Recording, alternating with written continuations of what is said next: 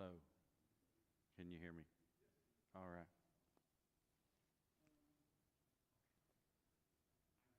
And where's the camera that's live feed on? On Fox? Is it? Do I?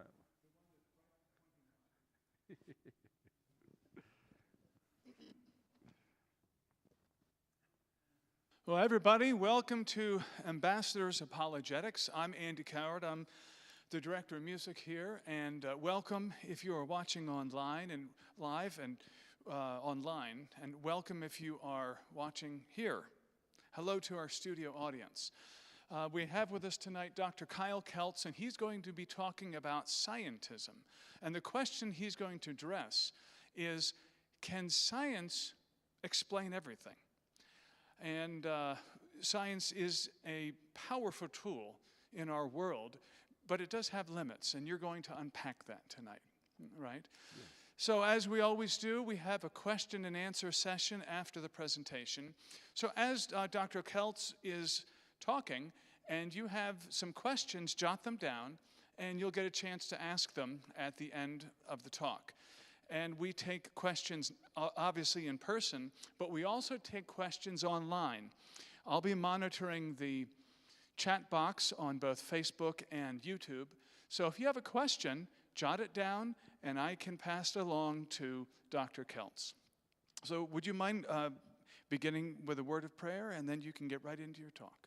All right. Father, Lord, we thank you for this time to get together and talk about science, talk about theology and how we view the world and things like that, and how all of this points to you and your goodness and what you've done in history, God. I pray that you'll be with us tonight. Help us to understand your creation more and to think rightly and to think well so that we can love you with all our minds. God, I thank you for your grace, and I thank you for what you've done for us. In Jesus' name we pray. Amen. All right. Yeah, well, I'm glad Andy mentioned that, right? And this talk is titled Scientism, and that's mainly what it is. We're talking about the limits of science, and I'm talking about it in the context of doing apologetics and doing evangelism. So whenever I'm going through this, I don't want anyone to ever think that I'm attacking science or saying that science is bad and Christians shouldn't do it. You know, actually, that's a big issue in the science faith ministry field, is that from what I understand, that, you know, a lot of people in the STEM field working in science, they actually, whether they're a believer or not, but like the believers end up, who are scientists or in the STEM field, end up feeling alienated in the church, right? Because sometimes some people get this idea that science is the enemy to the church.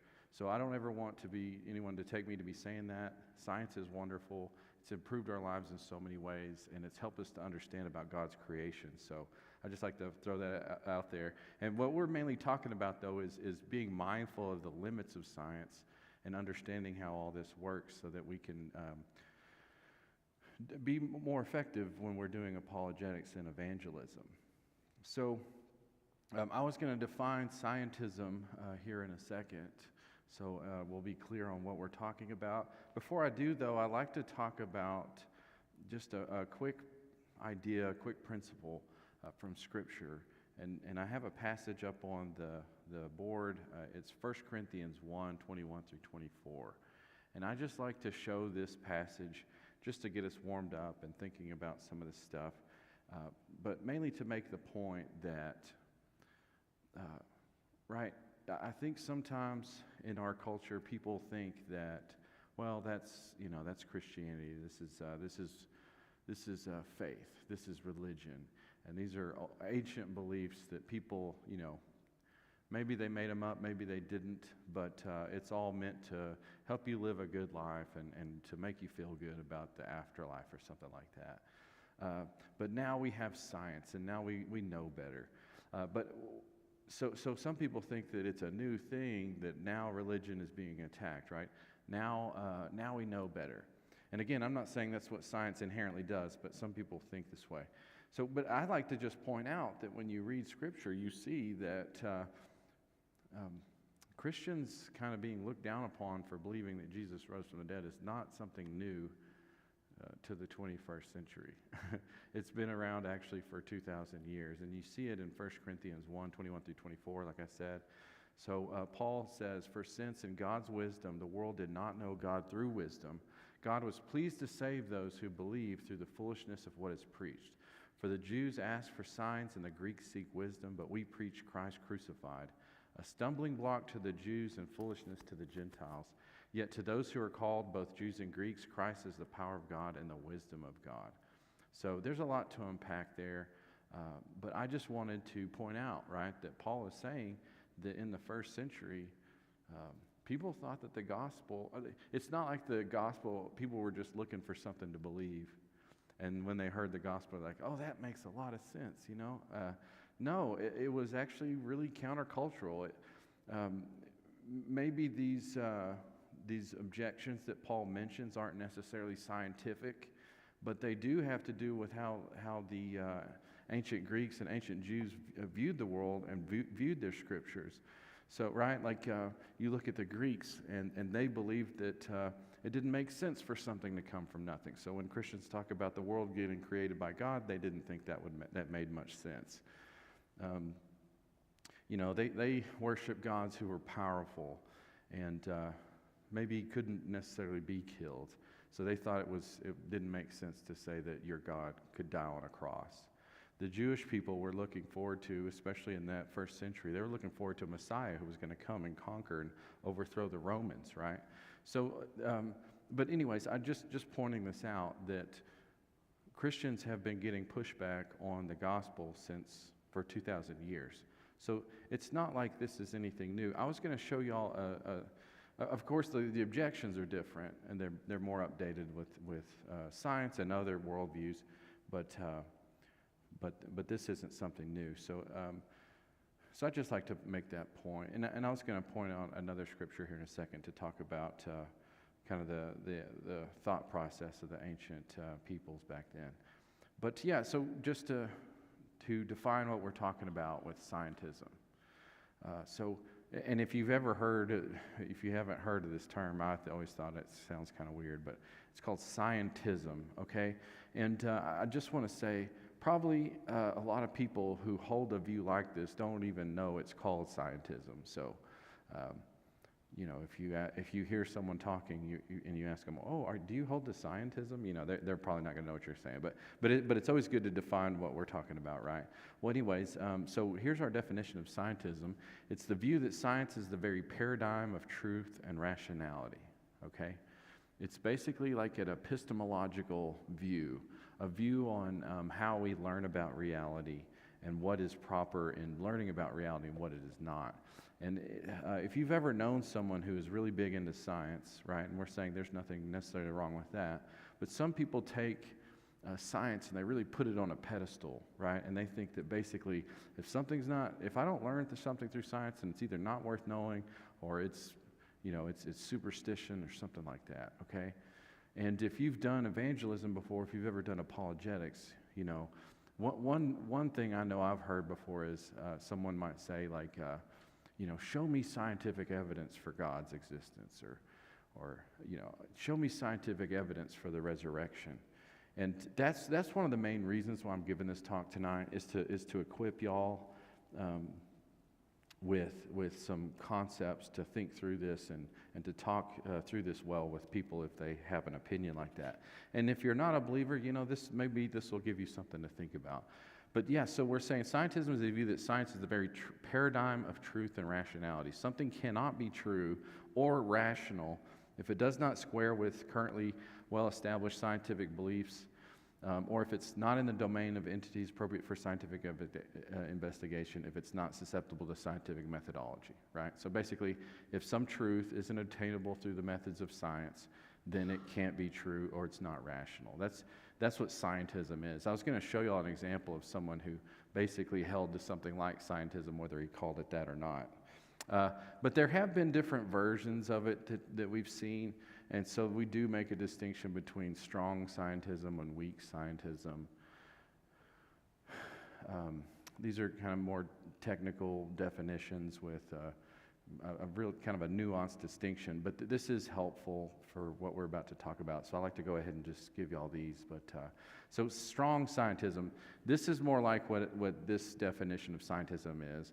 But strong scientism says that some proposition or theory is true and or rational to believe if and only if it is a scientific proposition or theory. Okay, so that's basically, like I was saying, this is really similar to what we said. Something can't be true or rational if it's not gained through the methods of science. Weak scientism is a view called weak scientism because it's not making as strong of a claim. But this would be anyone who thinks that there can be truths apart from scientific truths, but they have a minimal rationality or a minimal importance status, okay?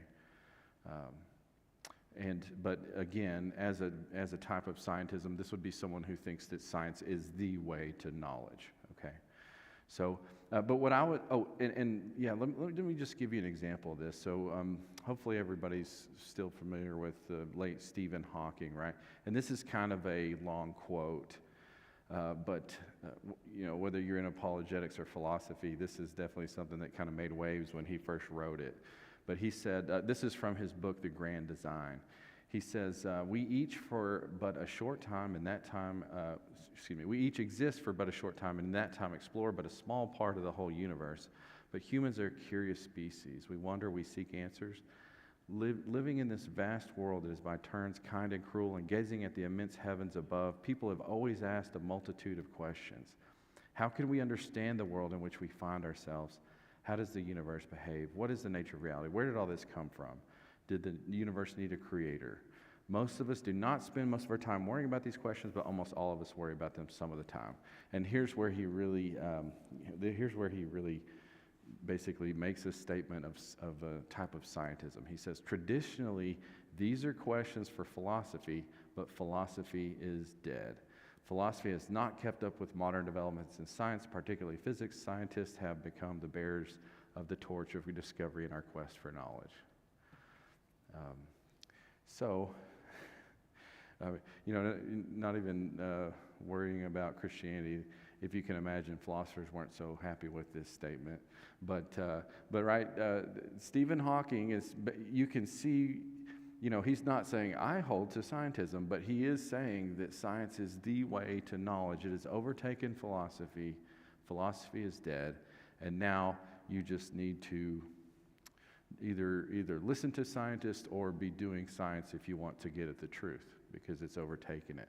Okay? So what I wanted to do is show y'all a critique of scientism. So I was going to give you reasons why I personally think it's pretty obvious that scientism is a bad theory, a bad idea on how to gain truth, or at least it's a bad idea on the power and the extent of science. Okay, so I was going to talk about reasons why we think scientism is wrong, basically, whether in the strong or the weak versions. So I was just going to talk about a few things, and then I was just going to make a couple other points, and then bring all this back to doing apologetics and evangelism. So here's, what I was saying is a lot of times you don't really have people arguing for scientism. They're not like card-carrying, I don't even know, what do you call it? Because you don't want to call them scientists, scientismists. Anyway, you don't really have people walking around saying, I adhere to scientism. One of the reasons why is because in its stronger version, it's really just known to be what we call self-defeating, or another term for that is self-referentially inconsistent. And this has to do with critical thinking and principles that you learn in a logic class.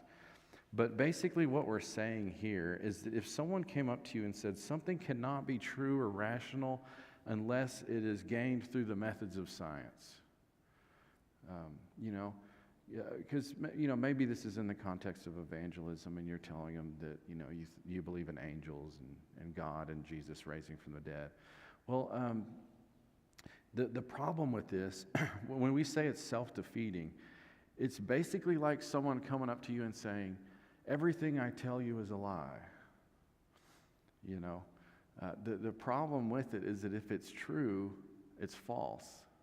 And since that's absurd, then you just know that it's not even, if something is self-defeating, it's not even that it's false, it's really that it's just nonsense. Does that make sense? Like if I told y'all that I'm going to travel north-south whenever I leave here, like the terms make sense in themselves, but I'm really saying nothing, right? Because you can't possibly do that. And I can't possibly be telling you the truth that I'm lying to you when I say that. So, but that's what's happening here, right? The problem is that if someone says there are no truths apart from scientific truths, there is no scientific, right? If you're following the scientific method, which is you're making observations, generalizing to conclusions, doing what scientists do, using your senses to learn about reality, formulating hypotheses, the problem is there is no scientific test to test whether scientism itself is true. Does that make sense? Like, you could just ask someone, well, okay, so you're telling me that there's no truths apart from scientific truths, but what method of science did you use to gain that truth?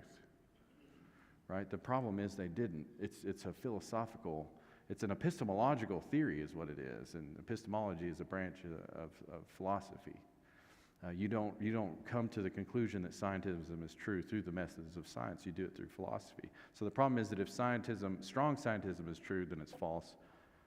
But that makes it absurd. So we don't, if for nothing else, we just know that it can't be true for that reason. But there's also other things. So if someone says, okay, well, you can have philosophical truths if you want. You can have things that are true by definition. That's fine. But really, science still is the best way to knowledge.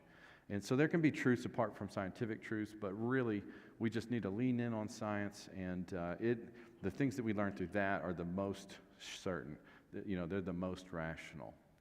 Well, here's some problems with this. So right, that's weak scientism, and here's some problems with that view. One of the main problems, and this is, I've always found that this is a really interesting point that we make here. Okay, the problem is that there's actually a lot of concepts, and maybe people don't realize this unless you've gone to an intro to philosophy class or taken philosophy in some manner in college. But there's a lot of concepts that scientists presuppose, right? There's a lot of concepts that scientists just assume are true in order to do science in the first place that actually are philosophical concepts. Right? And I have a list here. So if you, y'all can see up there. I'm citing this. Sometimes I'm getting this from a book on Christian philosophy. Sometimes I'm getting this. I was going to recommend a book to y'all on scientism here in a second. But this is from Philosophical Foundations for a Christian Worldview by J.P. Moreland and William Lane Craig. And they list 10 things, and maybe we could think of more, but they list 10 things that are actually concepts that are determined in philosophy that scientists rely on for science to make sense at all, right?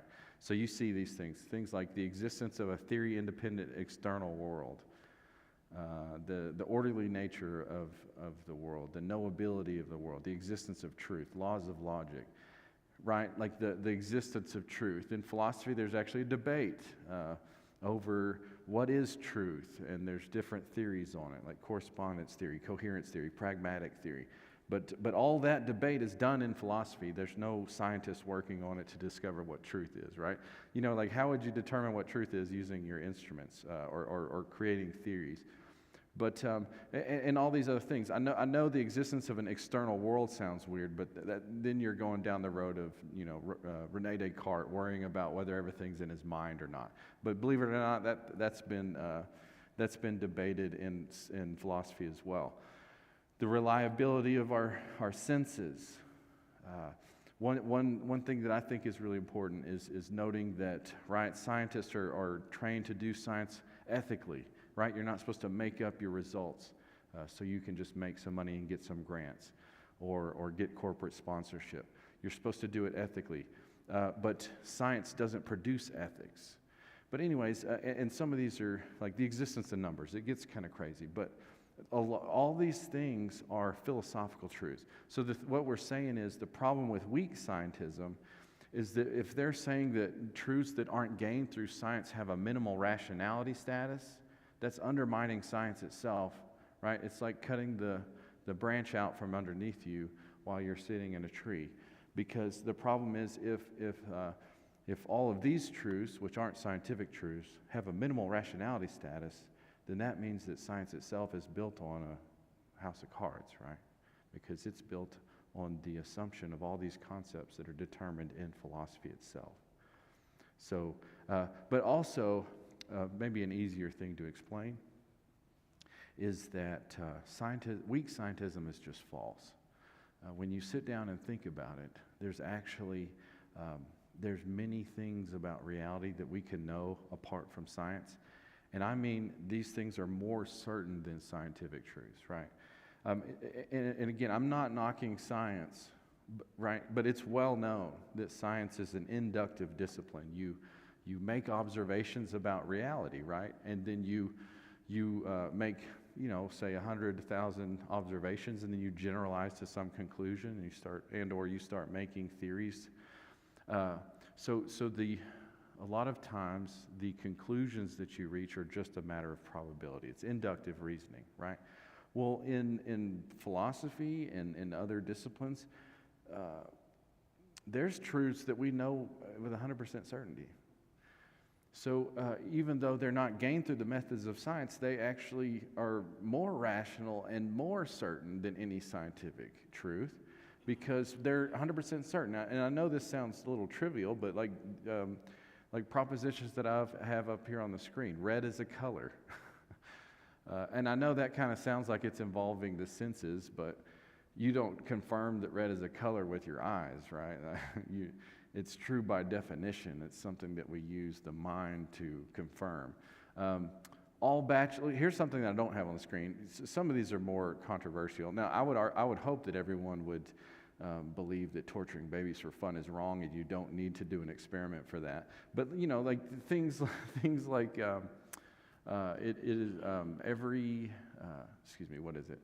all bachelors are unmarried, right? This is a 100% certain truth, and you don't need to go out in the world to confirm it with your senses. This is knowledge that you can be 100% certain on. So it's actually more certain than scientific knowledge, which scientific knowledge is oftentimes a matter of probability. So that just shows that weak scientism is false. If you're saying that there's truths apart from scientific truths that have a minimal rationality status, or they're not as important, that's just not true when we sit there and think about many truths that we know of the world. Oh yeah, the introspective truth right there too. I am now thinking about science. Whenever I introspect and I think about what's going on in my mind, nobody can confirm what I am experiencing, right? And I can know what is happening in my head with 100% certainty. This is just another example.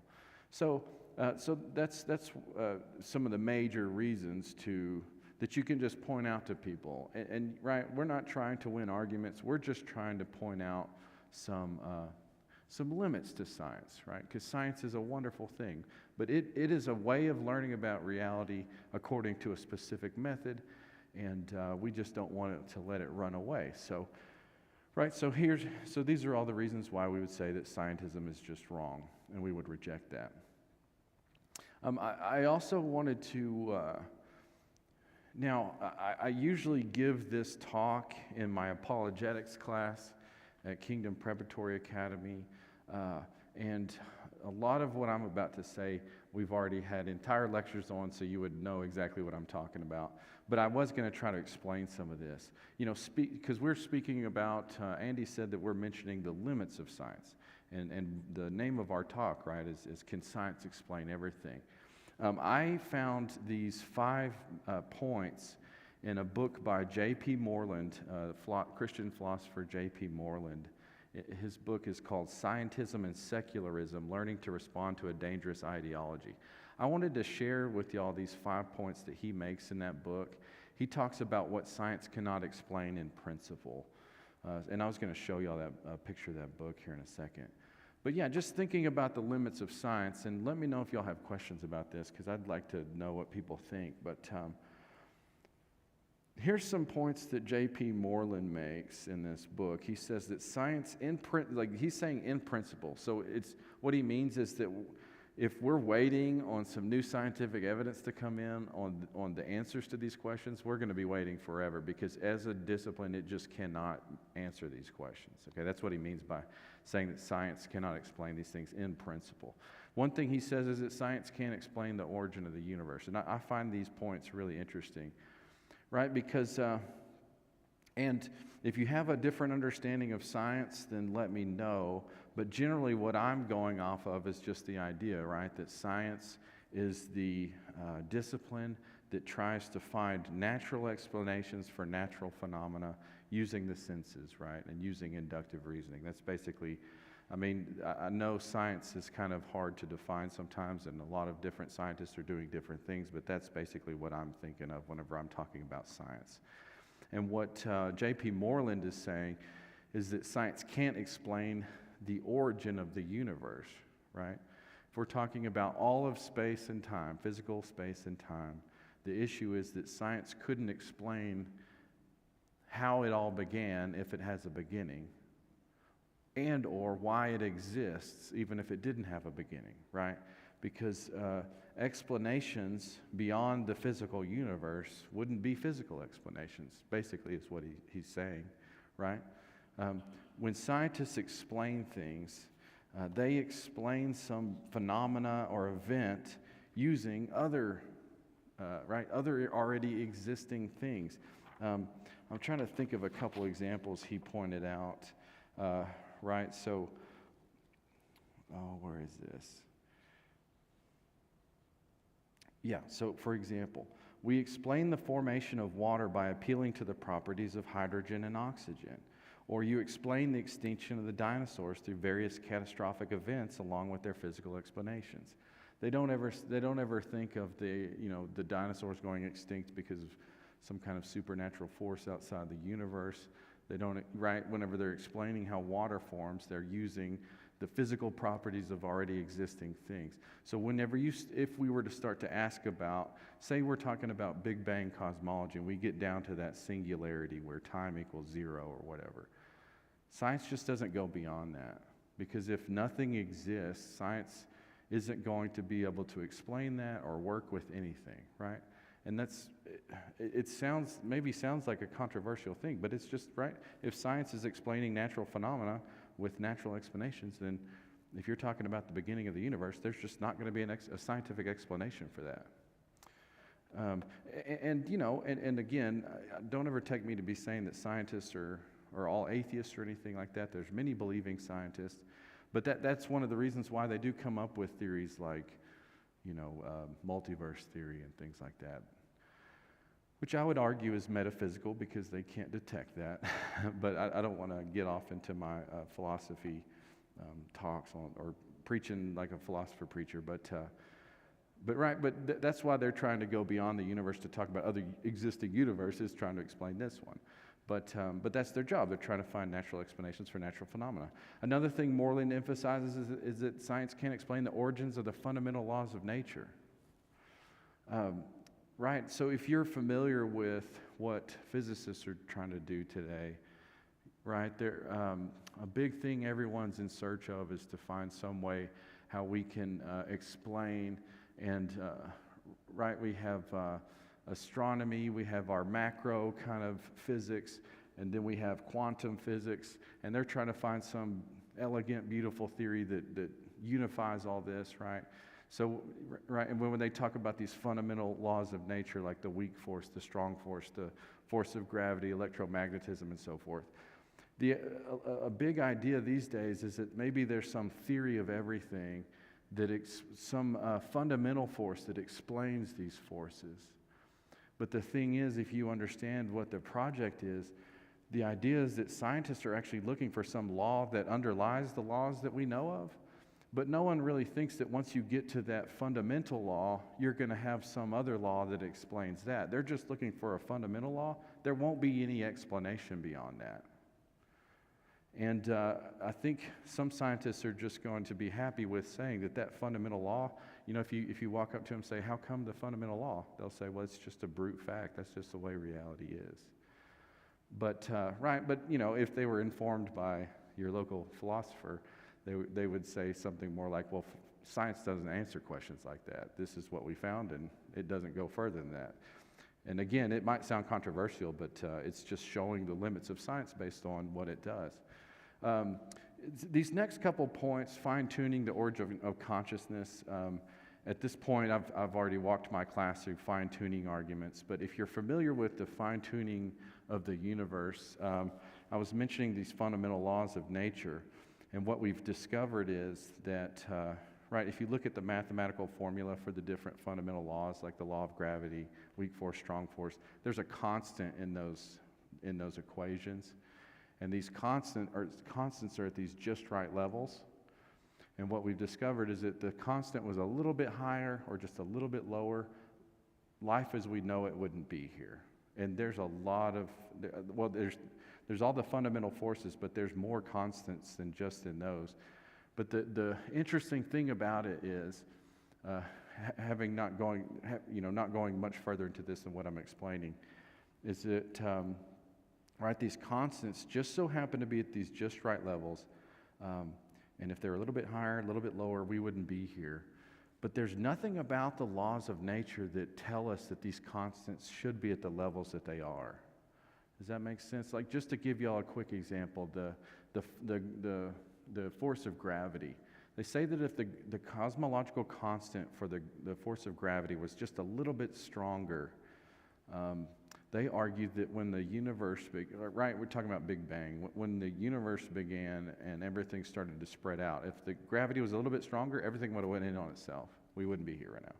But they argue that if the gravitational constant and the force of gravity was just a little bit weaker, just a little bit smaller, then everything would have shot out too quickly and elements wouldn't have formed. We wouldn't be here right now.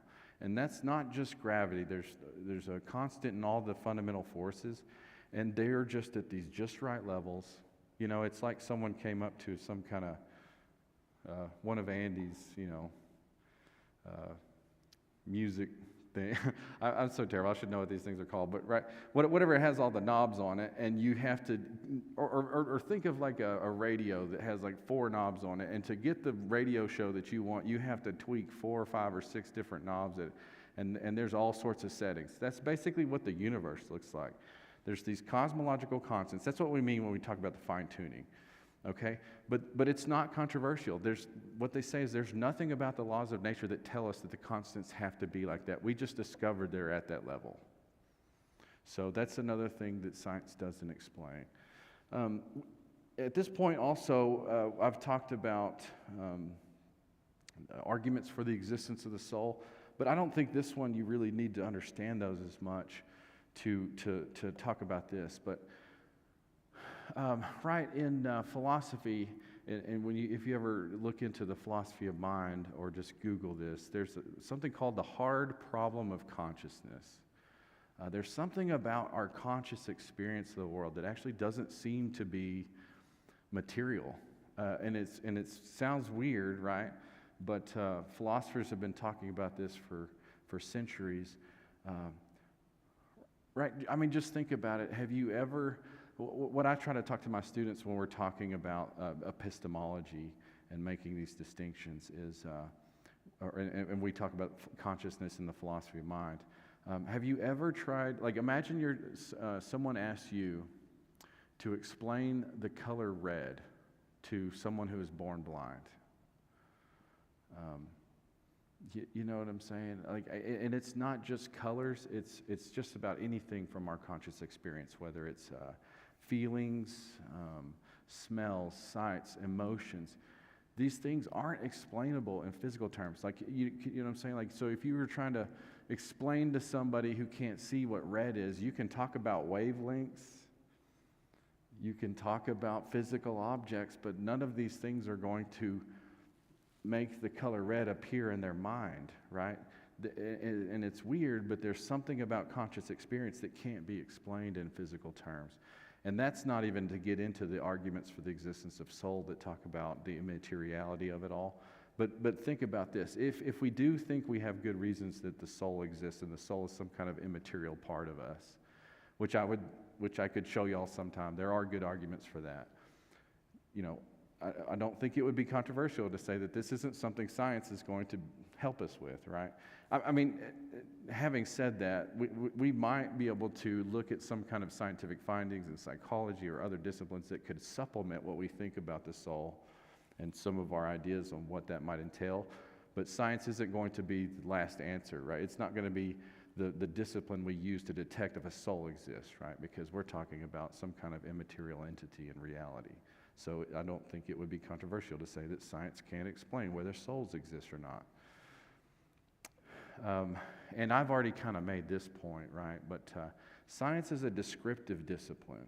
It looks at physical reality, and it tries to explain that through physical terms. And so we in philosophy call that a descriptive discipline. It's describing the way the world is. Now, when you start studying ethics, when you start studying the laws of logic in a logic class, rationality, right? Aesthetics, talking about beauty.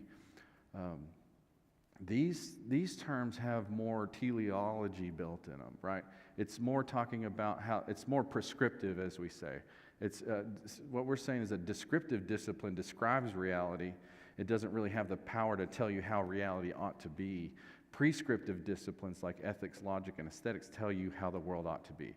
Logic tells you how you ought to think if you want to think correctly, right? Ethics tells you how you ought to act based on some value. So that's another, right? And we mentioned this when we were talking about the foundations of science. Scientists ought to do science ethically, but you don't use science to determine what that thing is, right? Because science is mainly a descriptive discipline.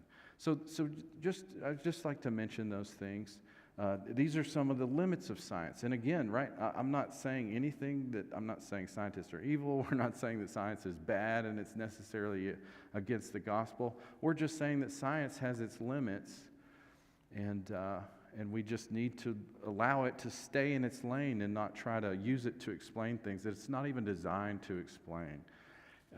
This reminds me of a point that we talk about whenever I first start in my intro to philosophy class. You know, we talk about the history of Western thought, and it's actually pretty fascinating when you look at some of the pre-Socratics in ancient Greece. A lot of them had some pretty interesting ideas that are still around. But the thing is, right, we mentioned that philosophy is actually difficult to define. The problem is that a broad definition of philosophy kind of sounds like you're talking about everything, but a more focused definition limits other things. But what we define philosophy as is basically something like using logical reasoning to learn about reality. And that's basically what the definition is. Well, it has to do with the way Western people got started learning about the world, right? They started with metaphysics, questions of what is reality, how is change possible, but they also were developing logic and all this stuff all at one time. Well, what I tell my students is, why are we in intro to philosophy class talking about metaphysics and ethics and all these other things that seem really hard, and there's about 10 different views on it? Well, it's easy. It's because as Western thought developed, if somebody started learning about reality in a specific way, and that became really formalized and really helpful, and it became its own thing, well, they just branched off and went and made their own department at the academy, right? So eventually you have a history department. Eventually you do end up with a science department. But it all started with philosophy. And why are you talking about all these hard issues in philosophy? Well, that's because it's all the leftover stuff that didn't go off and become its own thing. So, but anyways, what we're just saying is that when we're talking about Western thought, science is something that came out of that. So you can't say that philosophy is dead without killing everything else it's based on, is all I was talking about. But I wanted to bring this back to evangelism and apologetics, okay? I've got we've got our person up here. So, and maybe you've heard this. And again, I'm not trying to say, we're out here to win arguments and just show atheists why they're wrong, right? We're doing apologetics in the context of building up the faith of believers and trying to preach the gospel, if nothing else, to show people that it's reasonable right? And then it's not just completely contradictory and outdated. Well, anyways, if you've ever met someone who thinks that you can't explain why we're here through the laws of nature, I found a really interesting point in a book called Redeeming Science by Vern Poythress. Yes, that's the name of the book. Redeeming Science, a God-Centered Approach by Vern Poythress. I think he's a philosopher out at Westminster Seminary, if he's still there.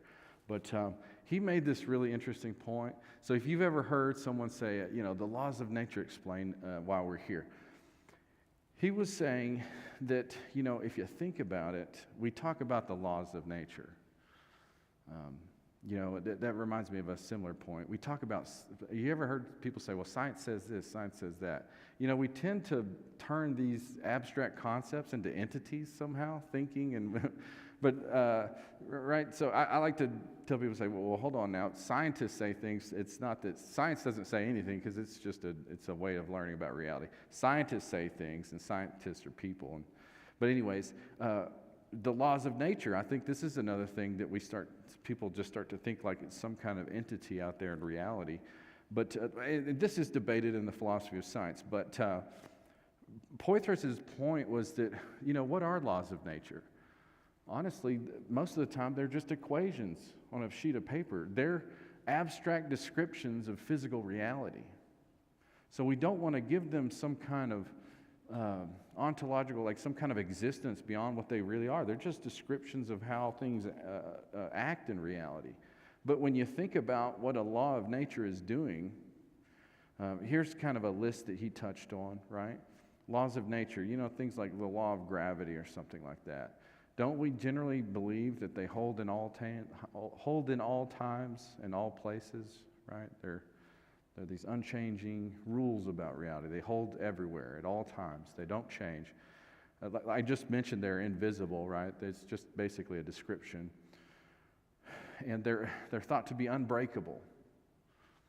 It's just how reality is, and that's what regulates how things exist and act the way they do. That's why people think the laws of nature explain everything. That last point says they're rational. I think maybe my slide should say something more like they are intelligible, right? Your pet at home isn't going to understand a law of nature. It's something that someone with a mind can understand, okay? But what Poythress's point was, when you look at this list and you think, well, if I just think that a law of nature is just an abstract description of reality, and I realize that that doesn't seem to have any causal power, what might be causing reality to act in these ways? And Poythress says, well, if you think about what you just said the laws of nature are doing, and you think that they can't really do anything, it must be something beyond that, what would need to be the case to be causing all this? If it holds in all places at all time, this thing would need to be, right, all-powerful, outside of time, eternal. If it can't change, then maybe the source if the laws can't change, maybe the source is something that's unchanging. If they're invisible, but maybe this thing is spiritual or immaterial. If it regulates all activities and events and is unbreakable, but maybe the source is omnipotent, and if it's rational, then maybe the source is personal. And I just really love Poythress's point. It reminds me of Paul in Athens trying to meet people on common ground, right? You can say, well, if you think that the laws of nature explain everything, let me tell you, you're not that far off from what I am. It's just that you think that abstract descriptions are causing everything. I think there's an actual power, an intelligent power behind all this, and I think it makes more sense to believe that, and let me tell you about it. But yeah, just to bring all this back to how we might use it if we're doing apologetics. Here's like the main thing I want everyone to take away, besides knowing how to walk through scientism if you think someone holds to it.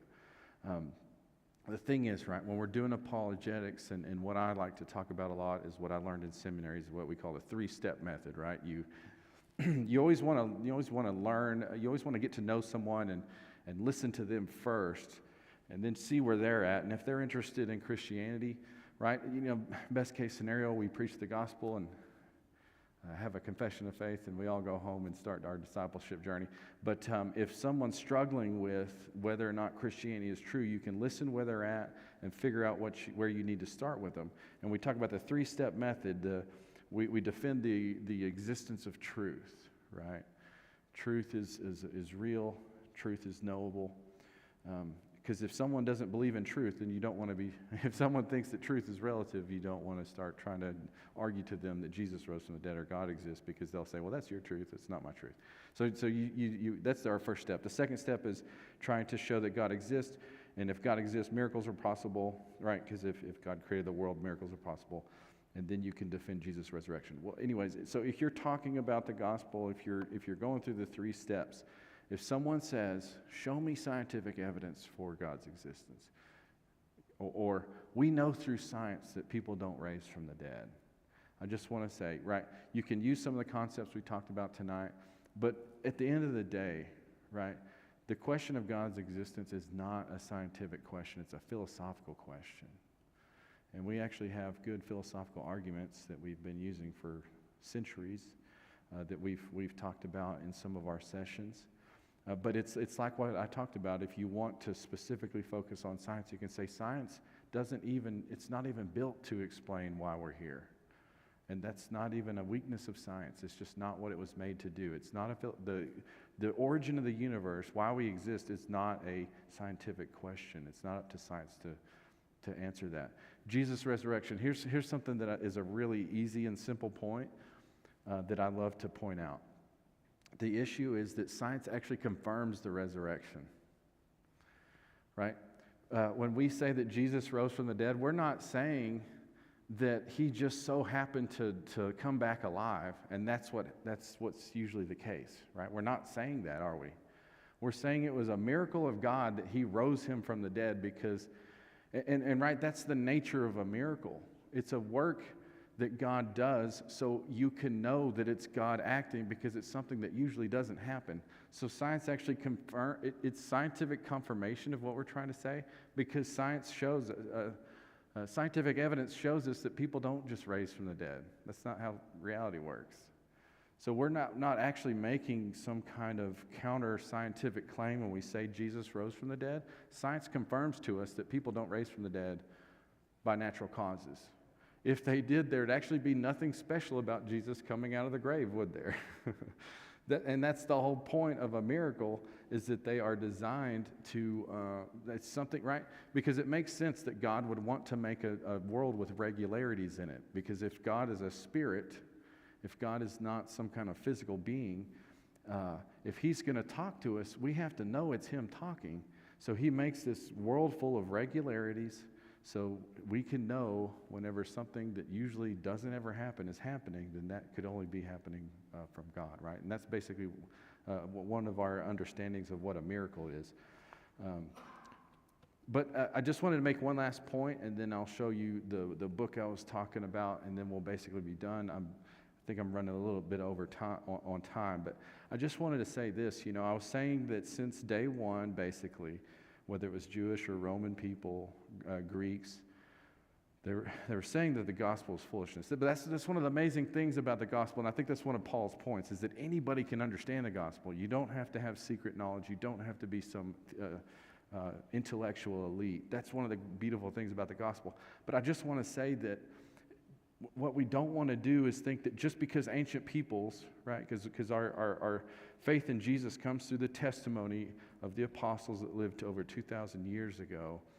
But we don't want to think that just because we have science today that we're so much better than ancient peoples, and they were a bunch of ignorant people trying to explain everything they saw around them with supernatural means.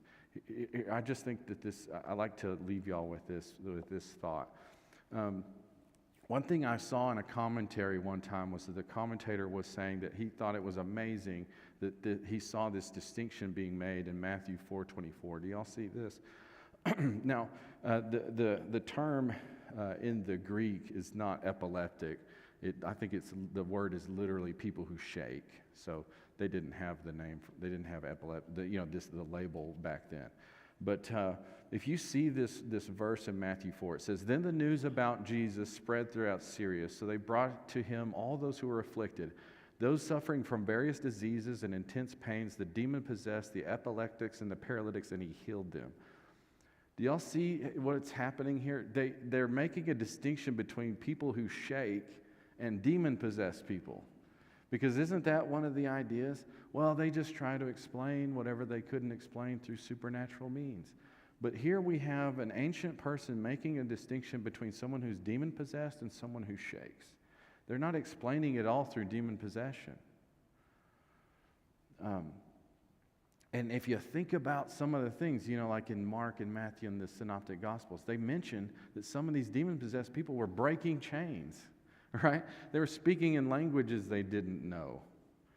And I would say to you that if someone came in here and broke a chain in front of me, and I know them personally, and I know that they can't speak ancient Latin or something like that, I'm going to assume something supernatural is going on too. I'm not going to start trying to explain it in scientific terms. And just think about many of the amazing events that happen in the Bible, like the parting of the Red Sea and other events like that. I mean, if we saw the ocean open up and people walk through on dry ground, are we really going to start looking for a scientific explanation? I know that probably a lot of things in reality people have tried to explain through the supernatural, and then we came up with a scientific explanation. But I submit to you that there are many events in the Bible that if we saw them occur, we probably would think that it really was from God. It really was a miracle.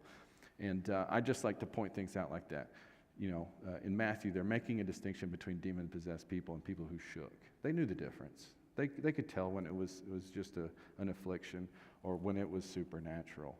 And so I just don't think that we should think that just because we know about these scientific concepts, then that makes us better than ancient people, and they were all ignorant of reality and trying to explain everything through the supernatural.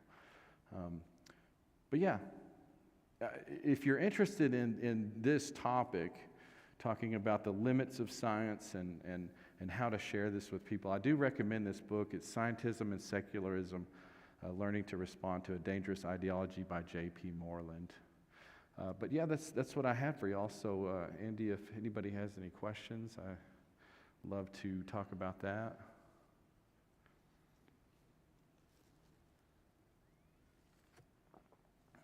Yeah, now is the time for questions. If you are watching online or here in person, Dr. Keltz would love to answer a question. Let's start with our studio audience here. Does anybody have a question here? Yes, there you go. Now, make sure you speak into the mic. Well, I have to unmute the mic first. yeah. All right, go ahead. Sometimes in science, like I say, we hear a lot of facts thrown out. Well, science says this and science says that, but it also has to be good ethical science when they say that. For instance, in the mathematical world, you have statistics, and statistics can be used to prove or show certain things, but if it's done improperly, you can get the wrong conclusion. And sometimes it is used to prove a point, and it's not done ethically. And sometimes it's just done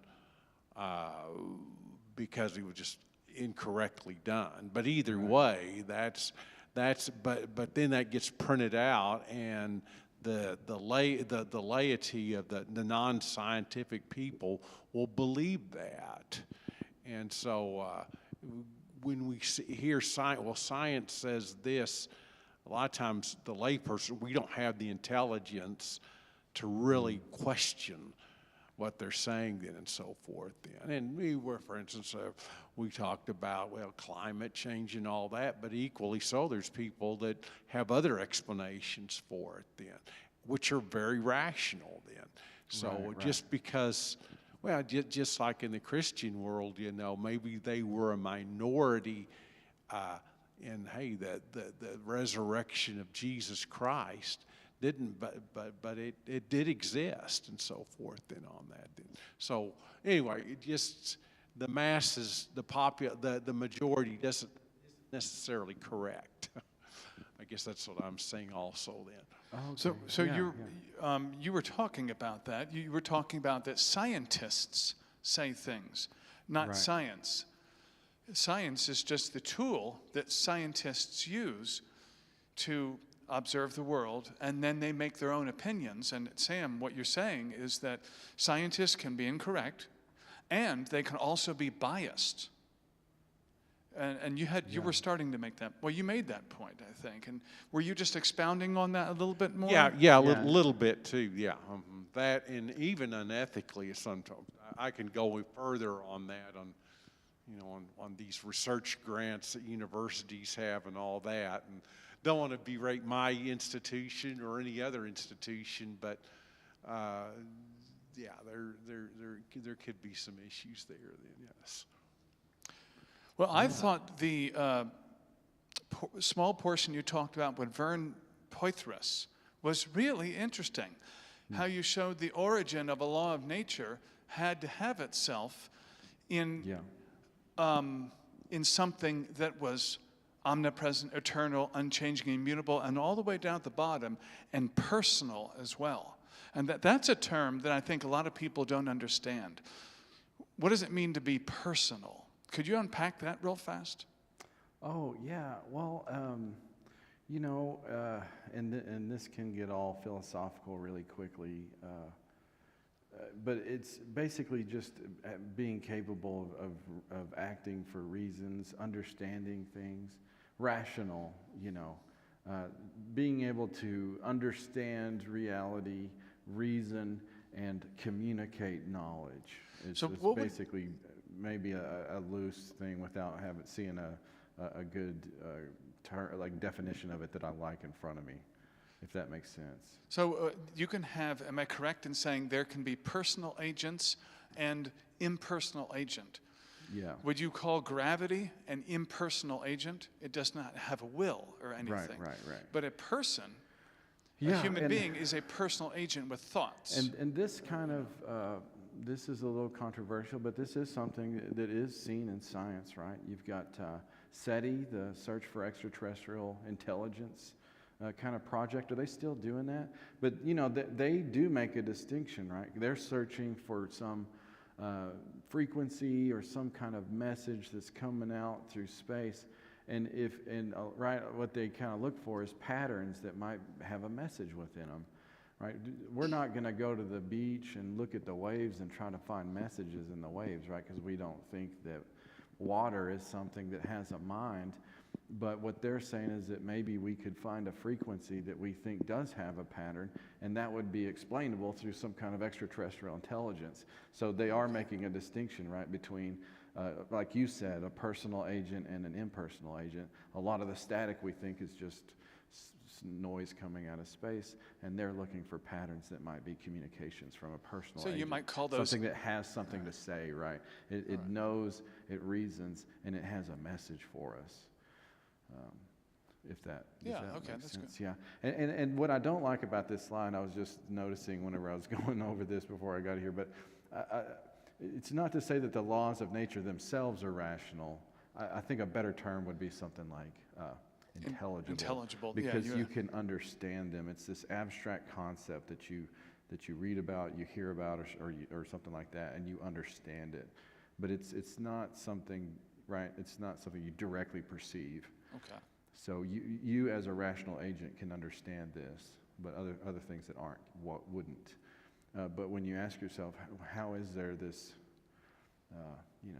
embedded, intelligible, abstract concept about reality that's built into it? What's the cause of that? Well, if it had a cause, it would need to be something that was personal, something that itself was rational. Okay. Any other questions at all? All this will be on the test. This is your last chance to ask questions. The online viewers, you're exempt from the test. It's just the people who made it here in person. Only kidding. But I liked what y'all were talking about, though. That's one thing, is like, just because you heard something from X scientist, right?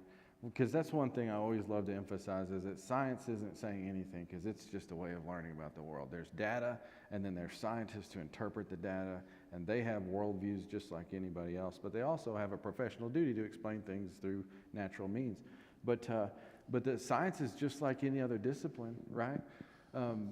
When I'm teaching Sunday school, I don't like to get super detailed and talking about all the debates over a specific, the interpretation of a passage. I don't want people to get worried and think that there's no right answer, Yeah.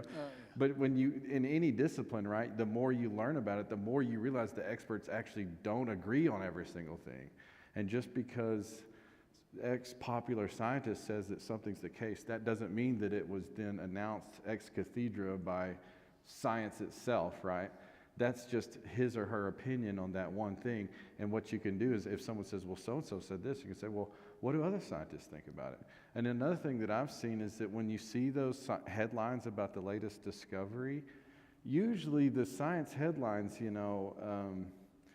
they're oftentimes, and I don't want to say that you shouldn't believe anything you see in the news, but like they're oftentimes a little bit on the sensational side just to get people to pay attention.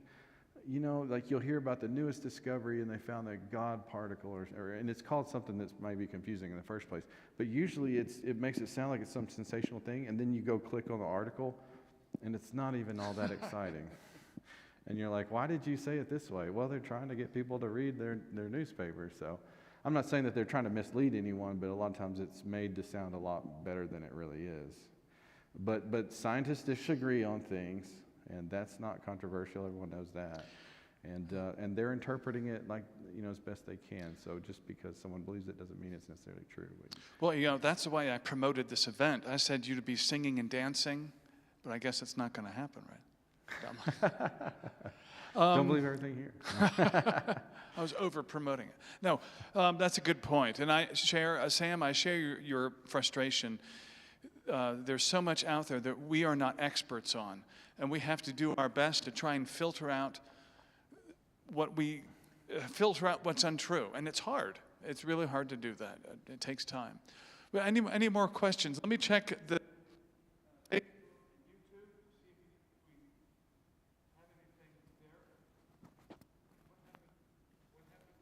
have anything there. I don't know. Check one. Oh, okay. I was going to say, Andy's mic went out, but he's checking Facebook to see if anyone has questions. Okay, I think I'm back.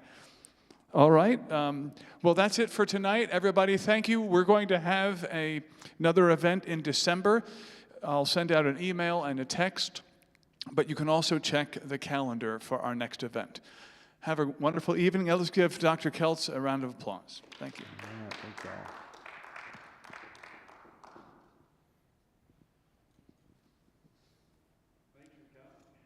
Yeah, thank y'all.